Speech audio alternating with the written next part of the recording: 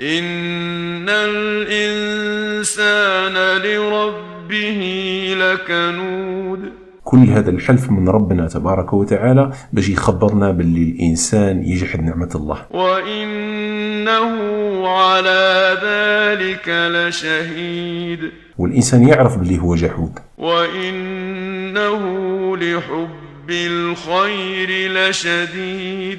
ويحب المال حب شديد. أفلا يعلم إذا بعثر ما في القبور. ما يعرفش هذا الإنسان واش راه يستنى فيه لما يخرج الله تعالى أهل القبور للحساب. وحصل ما في الصدور. ويوم يبان واش كان مخبي في الصدور من خير وشر. إن ربهم بهم يومئذ لخبير.